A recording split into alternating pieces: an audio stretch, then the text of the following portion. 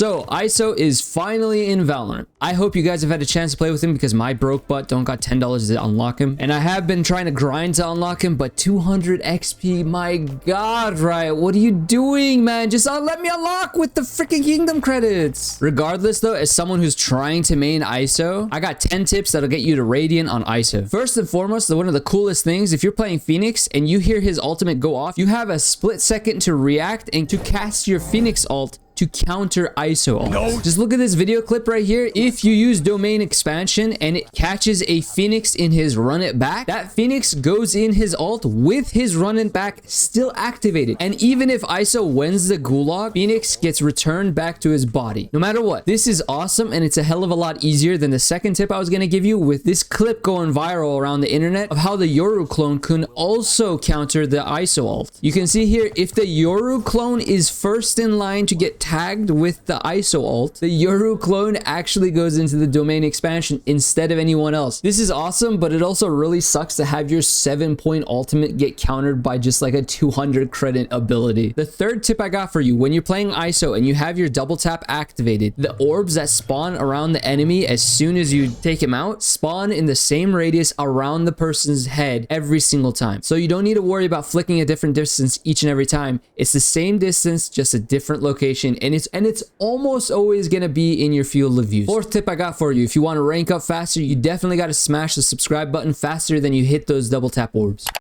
Now, onto his shield. You can't stack up 2 separate shields and negate 2 separate bullets. But you can replenish your shield timer by shooting another orb while your focus is activated. So if your focus bar is anything less than full, shooting another orb will replenish it to 100%, giving you another time without using another double tap ability. This is what I mean in my How to Master ISO series, where ISO is just meant to overheat. You are supposed to go crazy with this guy. Speaking of his shield, do not, and I repeat, do not hug corners with his shield.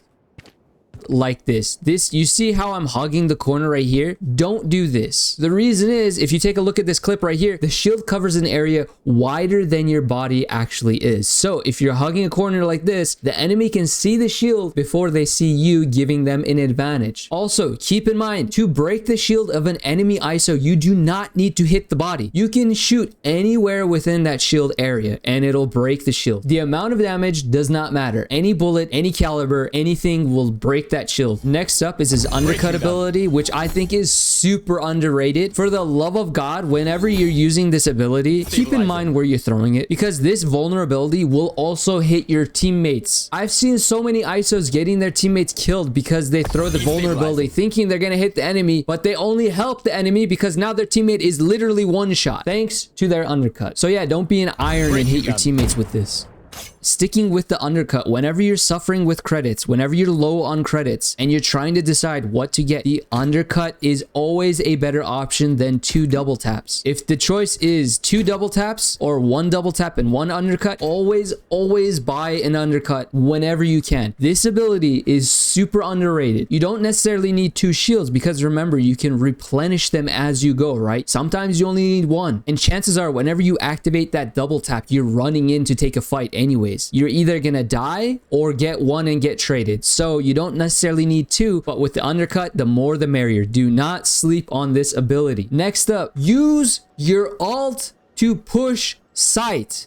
If you lose the gulag, let's say I ult this, even if you lose the gulag, even if you lose the 1v1, because let's be honest, you're probably going to anyways. The enemy team has an insta-lock Jet ranked 1 Radiant on their team, so you're probably gonna get domed the instant you get in the gulag anyways. But even if you do lose, you've successfully pulled off one of the defenders on site, and if they're playing 2 defenders on site, now your team doesn't have to worry about a crossfire, and they only have to worry about 1 dude on site. If you lose the gulag, your team can just run over, camp that spawn point, and voila, there you go. You got a free knife kill. Think of ISO as an initiator. He is the perfect middle point between an initiator and the duelist. But of course, if you watch my How to Master ISO series, you would know this already. So click this button and I'll see you. Nope, stop.